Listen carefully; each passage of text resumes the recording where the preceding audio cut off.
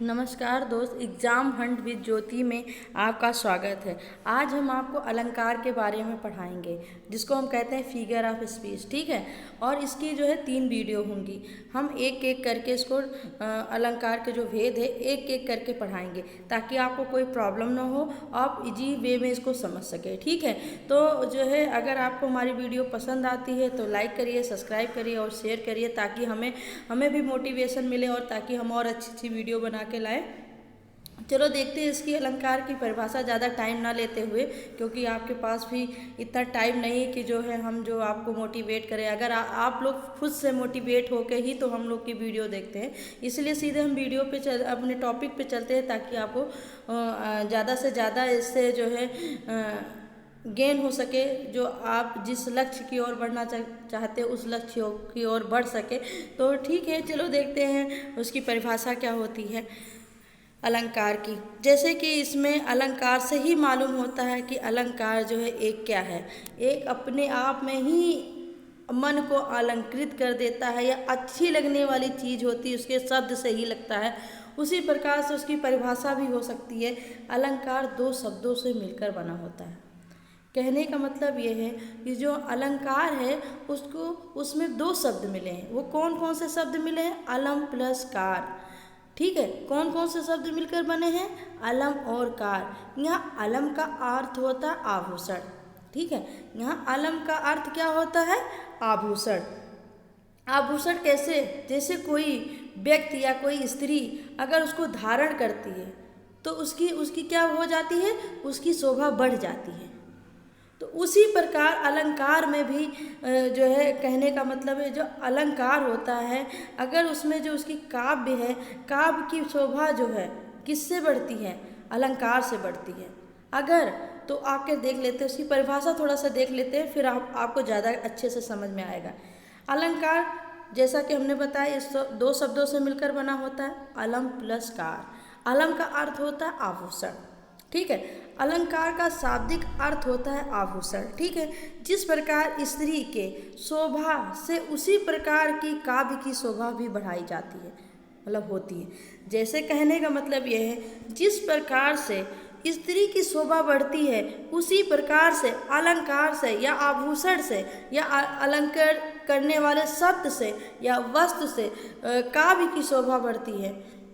अर्थात कहने का मतलब यह है, जो किसी वस्तु को अलंकृत करे, अलंकृत करे मतलब अच्छा करे, शोभा युक्त जो हम शब्द लेते हैं या कुछ ऐसे लेके जो बनाते हैं, उसे क्या कहते हैं?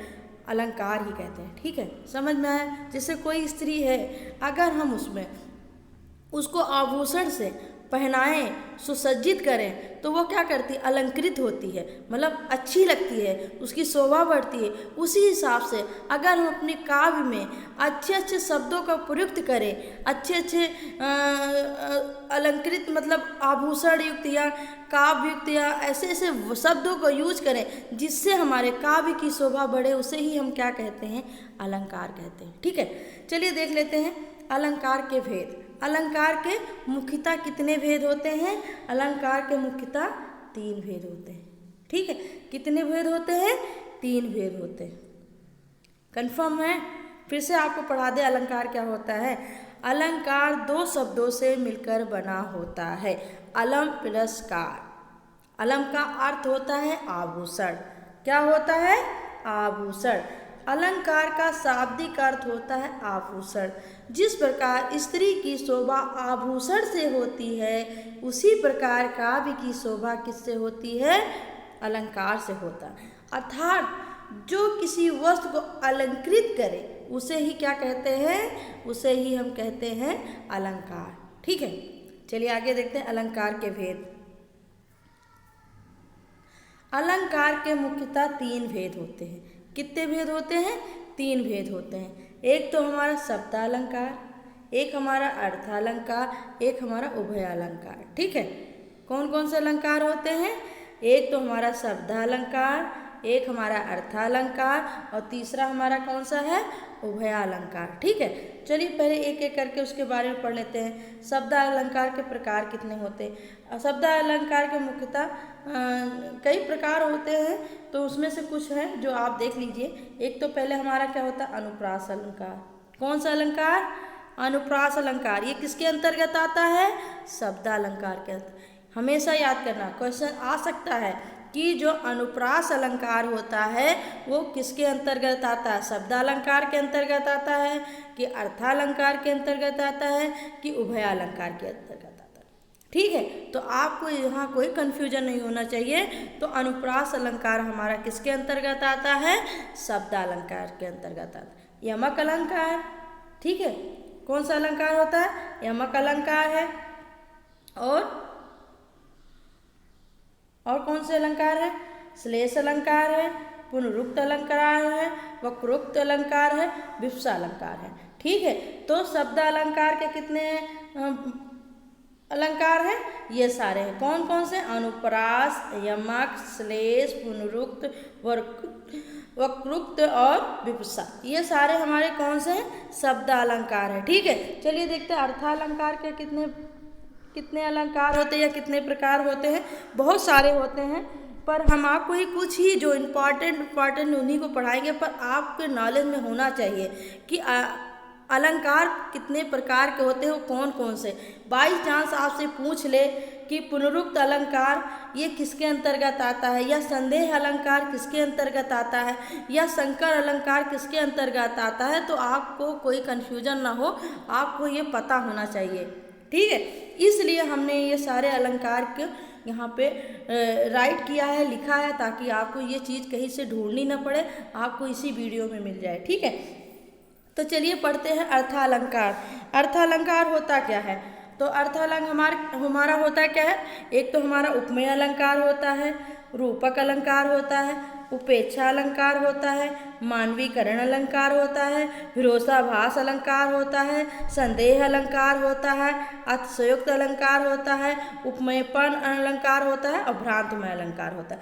ये सब हमारे कौन से अलंकार हैं, किसके अंतर्गत आते हैं, ये सब हमारे किसके अंतर्गत आते हैं, अर्थालंकार के अंतर्गत आते हैं। किसके अंतर्गत आते हैं, अर्थालंकार के अंतर्गत आते हैं। फिर से देख लेते हैं, एक तो उपमा अलंकार हो गया, रूपक अलंकार हो गया, उपेक्षा अलंकार, मानवीयकरण, विरोधाभास, संदेह, अतिशयोक्त, उपमा और भ्रांतमान अलंकार, ये सब हमारे किसके अंतर्गत आते हैं, अर्थालंकार के अंतर्गत आते हैं। कोई प्रॉब्लम, कोई डाउट, क्लियर। चलते हैं आगे, देखते हैं थर्ड वाला कौन सा अलंकार होता है, उभया अलंकार होता है। कौन सा अलंकार होता है, उभया अलंकार। इसको संश्लिष्ट अलंकार कहते हैं और संकर अलंकार, इसको दो नाम से जाने जाते हैं। ठीक है, कोई क्लियर, कोई प्रॉब्लम। चलिए देखते हैं, एक एक करके इसको डिस्क्राइब करते हैं। तो आज हम किसके बारे में डिस्कशन करेंगे, शब्द अलंकार के बारे में। इस शब्द अलंकार के जितने भी अलंकार हैं उसके बारे में बताएंगे, जो इम्पोर्टेंट्स हैं, जो हर बार किसी न किसी कंपटीशन में पूछे जाते हैं, वो हम लेके आए हैं। अगर आपको इसकी और ज़रूरत होगी कि हम सारे अलंकार के बारे में पढ़ाएं, तो आप हमारे कमेंट बॉक्स में बताइए, फिर हम इसकी आगे और सारे अलंकार की वीडियो बनाएंगे। मेरे हिसाब से जो इम्पोर्टेंट है उसको हम लेके आए हैं। ठीक है, आगे देखते हैं शब्द अलंकार। पहले तो हम शब्द अलंकार के बारे में जान लेते हैं, शब्द अलंकार होता क्या है। ठीक है, जिन अलंकार में शब्दों का प्रयोग करने से चमत्कार उत्पन्न होता है, कहने का मतलब यह है, जिन अलंकार में, मतलब हम कोई भी जो अलंकार है उसमें क्या है, शब्दों के प्रयोग से, मतलब जो हम शब्द प्रयोग कर रहे हैं, जैसे हम किसी को बोलते हैं तुम बहुत सुंदर हो, तो मतलब अच्छा नहीं लगा, तो हम उसमें और अच्छा करने के लिए कह दें श्रीमान या श्रीमती आप कितनी सुंदर लग रही हैं, तो उसमें क्या हुआ, अलंकृत हुआ। मतलब उसमें हमने और अलंकृत कर दिया, ताकि वो जो सामने वाला व्यक्ति है उसमें वो देख के उसको क्या हो, सुन के अच्छा लगे। तो ऐसे शब्दों का प्रयोग करने से जो चमत्कार उत्पन्न होता है उसे हम क्या कहते हैं, उसको हम शब्द अलंकार कहते हैं। उन शब्दों के जहाँ पर समानार्थी अर्थ शब्द को रखने से चमत्कार समाप्त हो जाए, वहाँ शब्द अलंकार होता है। कहने का मतलब ये है, देख लीजिए फिर से, जिस अलंकार में शब्दों का प्रयोग करने से चमत्कार होता है और उन शब्दों की जगह पर समानार्थी शब्द ही रखने से वो चमत्कार समाप्त हो जाता है, वहाँ क्या होता है, शब्दा अलंकार होता है। कौन सा अलंकार होता है, शब्दा अलंकार होता है। ठीक है, चलिए एक एक करके उसके भेद देखते हैं। शब्द अलंकार के भेद कितने होते हैं। शब्द अलंकार के हमने आपको बहुत सारे भेद पढ़ाए हैं, आगे आगे आप देखेंगे उसके कितने भेद होते हैं, पर हमको जो उसमें से कुछ इम्पॉर्टेंट लगे जिससे बहुत ज़्यादा क्वेश्चन बनते हैं उन्हीं को कुछ लेके आए हैं और आप उसी के बारे में पढ़िए। अगर आपको इसकी ज़रूरत है कि नहीं हमको मैम और सारे बताएं तो आप हमको कमेंट बॉक्स में करिए ताकि हम उसके बारे में और डिटेल से पढ़ा सकें। तो हम मोस्टली 3 लेके आए हैं शब्द अलंकार के जो बहुत इंपॉर्टेंट हैं। एक तो अनुप्रास अलंकार, यमक अलंकार और श्रेष्ठ अलंकार। ठीक है, कौन कौन से 3 होते हैं, एक तो हमारा अनुप्रास अलंकार, यमक अलंकार और श्लेष अलंकार। ठीक है, चलिए देखते हैं पहला अलंकार कौन सा है, अनुप्रास अलंकार, उसके बारे में पढ़ते हैं। ठीक है, तो अनुप्रास अलंकार, जब किसी काव्य को सुंदर बनाने के लिए किसी वर्ण की बार बार आवृत्ति हो, वहाँ पे कौन सा अलंकार होता है, अनुप्रास अलंकार। क्या कह रहा है, जब किसी काव्य की सुंदरता बनाने के लिए किसी वर्ण, शब्द नहीं, वर्ण मीन्स वर्ण हमारा क्या हुआ, छोटा आ, का, खा, ये सब जितने होते हैं, जितने हमारे जो है व्यंजन होते हैं, मतलब उनको क्या, जब किसी काव्य को सुंदर बनाने के लिए वर्ण की बार बार आवृत्ति होती है उसे क्या कहते हैं, वर्ण की आवृत्ति होती है, शब्द की नहीं। हमने क्या बोला है, सिर्फ वर्ण की आवृत्ति होती है। जैसे कनक कनक के सोगुनी, तो कनक,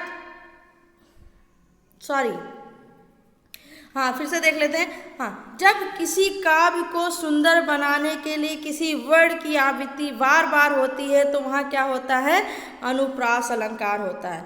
किसी विशेष वर्ण की आवृत्ति से वाक्य सुनने में सुंदर लगता है, हमने आपको वही तो समझाया, मतलब किसी विशेष वर्ण की आवृत्ति होने से उस वाक्य को सुनने में क्या हो रही है, सुंदरता लगती है, उसे सुंदर लगने लगता है, उसे ही हम क्या कहते हैं, अनुप्रास अलंकार कहते हैं। क्या कहते हैं, अनुप्रास अलंकार कहते हैं। जब किसी काव्य की सुंदर बनाने के लिए किसी वर्ण की बार बार आवृत्ति होती है तो उसे हम क्या कहते हैं, अनुप्रास अलंकार होती है।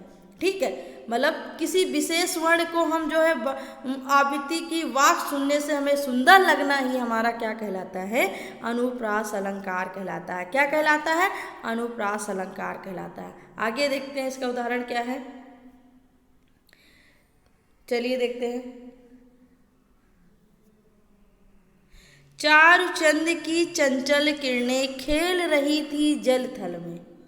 ठीक है, क्या, चारुचंद की चंचल किरणें खेल रही थी जल थल में, तो चारू में चा आया, चंदन में चा आया, है ना, चारू में चा आया, चंदन में चा आया, चंचल में चा आया, तो चा शब्द की आवृत्ति क्या हो रही है, बार बार हो रही है। और इस आवृत्ति होने के कारण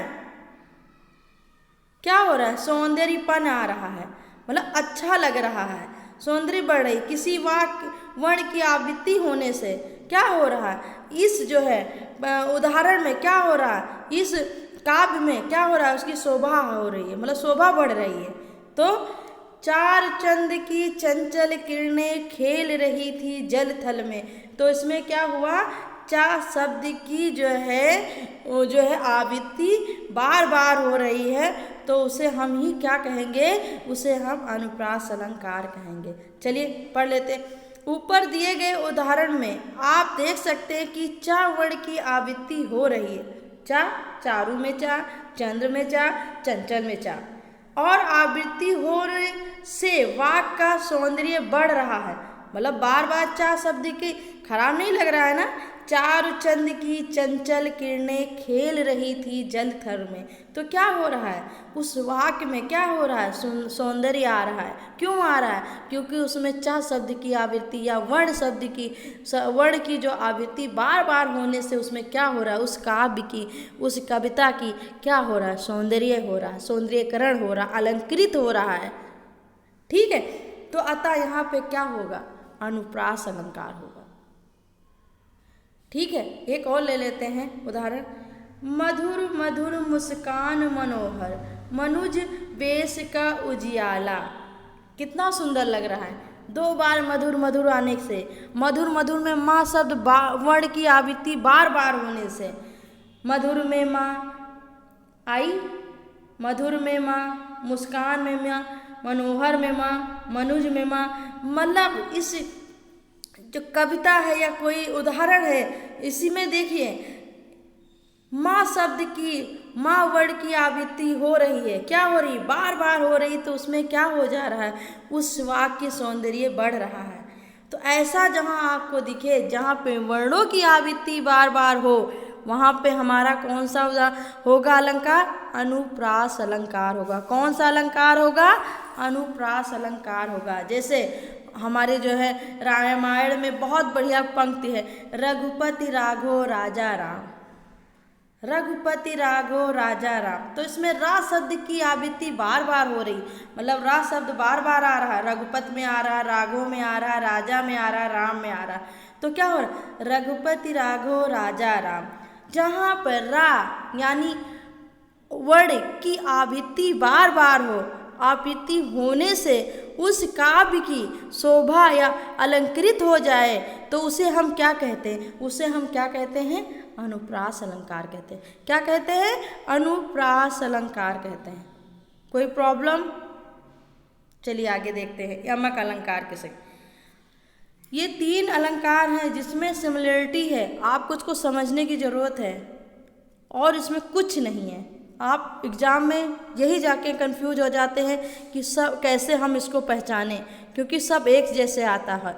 तो इसलिए हम आपको इसको थोड़ा डिटेल में पढ़ा रहे हैं ताकि आपको समझ में आ जाए।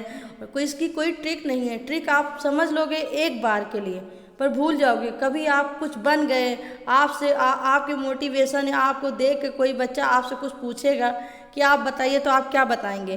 तो हर जगह ट्रिक समझ में नहीं आती है, तो इसलिए थोड़ा सा आपको जानना भी ज़रूरी होता है। इसीलिए हमने इसको ट्रिक के माध्यम से नहीं, पूरा आपको डिटेल में पढ़ा रहे हैं ताकि आपको समझ में आ जाए और इस ज्ञान को आप किसी न किसी को बांट सको।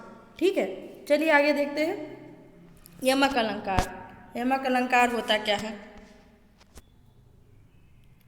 जिस प्रकार अनुप्रास अलंकार में किसी एक वर्ण की आवृत्ति होती है, उसी प्रकार यमक अलंकार में किसी काव्य का सौंदर्य बढ़ाने के लिए एक शब्द की आवृत्ति बार बार होती है। नोट करिए, अनुप्रास अलंकार में वर्ण की आवृत्ति होती है, जबकि यमक अलंकार में शब्द की आवृत्ति होती है।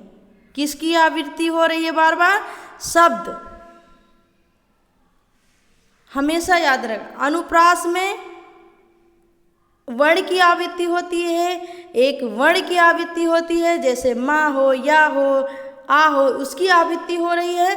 जबकि यमक में कह रहा है जिस प्रकार अनुप्रास अलंकार में किसी एक वर्ण की आवृत्ति होती है, उसे क्या कहते हैं, यमक अलंकार कहते हैं।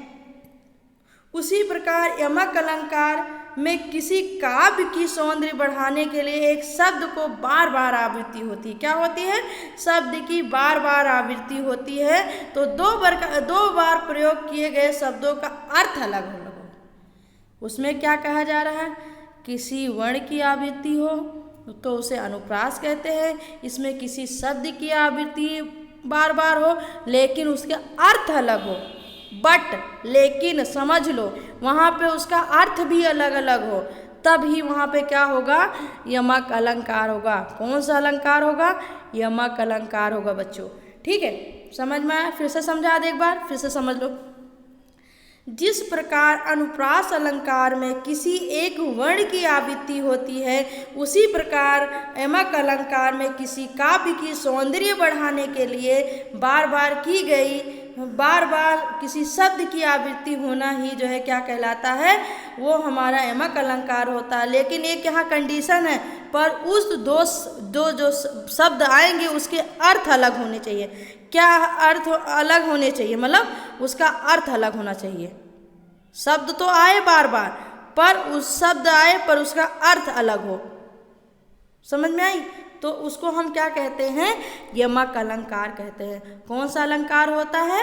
यमक अलंकार होता है। चलिए इसके उदाहरण देख लेते हैं। काली घटा का घमंड घटा। ठीक है, ये है उदाहरण। काली घटा का घमंड घटा। यहाँ घटा शब्द की आवृत्ति भिन्न भिन्न अर्थ में हुई है। पहले घटा शब्द का अर्थ वर्षा काल में उड़ने वाले मेघमाला से है और दूसरी बार घटा का अर्थ होता कम हुआ। यहाँ यमक अलंकार। हमने आपको इसकी जो परिभाषा बताई यही तो बताया, जहाँ पर दो शब्द घटा और घटा, ये दो शब्द हुए, उनकी जो है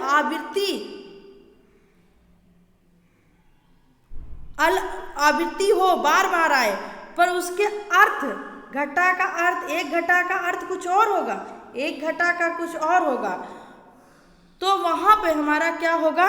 यमक अलंकार होगा। कौन सा अलंकार होगा? यमक अलंकार होगा। ठीक है।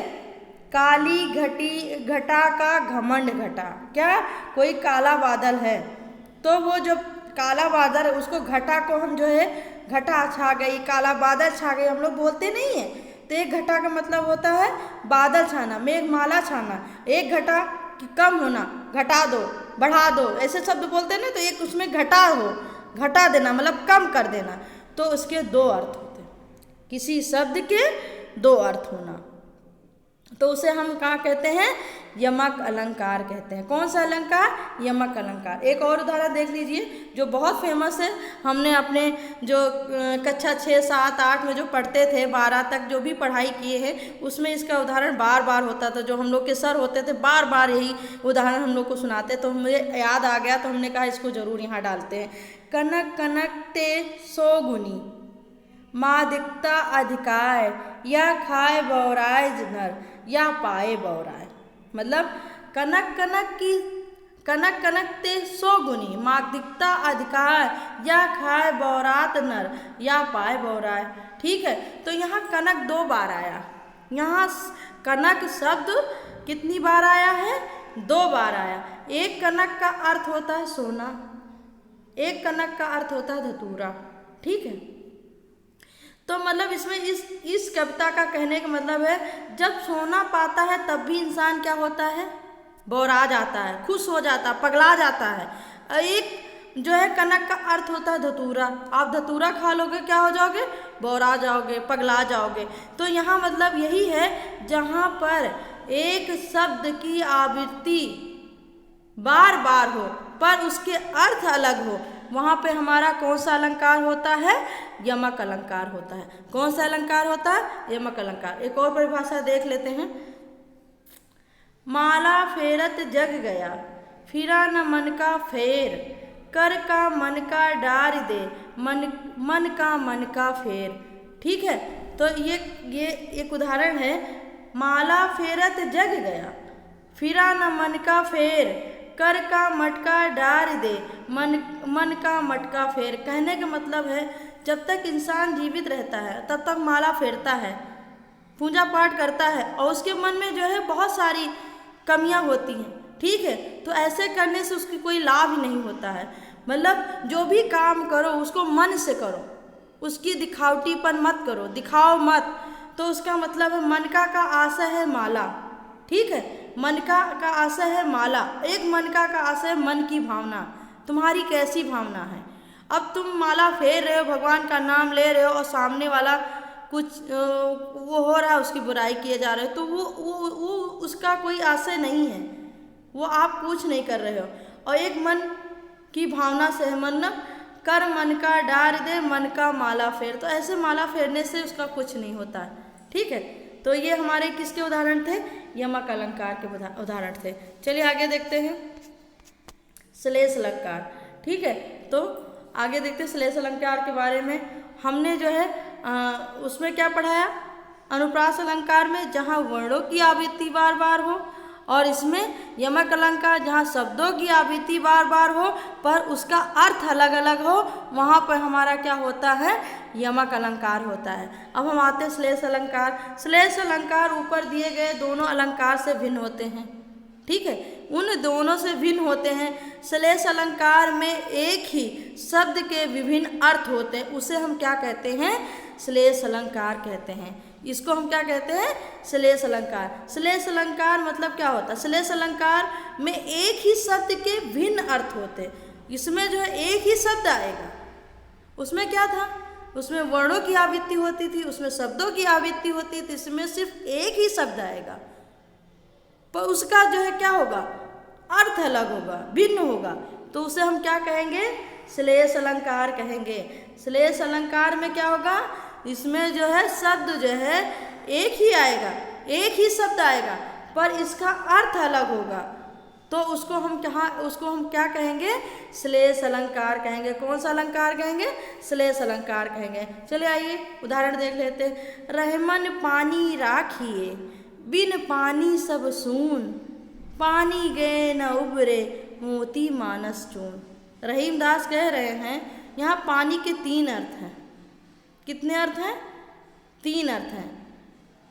एक पानी का अर्थ होता है क्रांति, एक पानी का अर्थ होता है आत्मसम्मान, एक पानी का अर्थ होता है जल। तो जहाँ मतलब इसमें है रहीमन पानी राखिए, बिन पानी सब सून, पानी गए न उबरे, मोती मानस चून। मतलब एक जो है पानी ऐसी चीज़ है जिसमें एक 3 शब्द हो गए, एक क्रांति हुआ, एक आत्म सम्मान हुआ, एक जल। मतलब जब जल ही होगा तभी जो है, जब जल एक मोती का रूप भी धारण कर लेता है।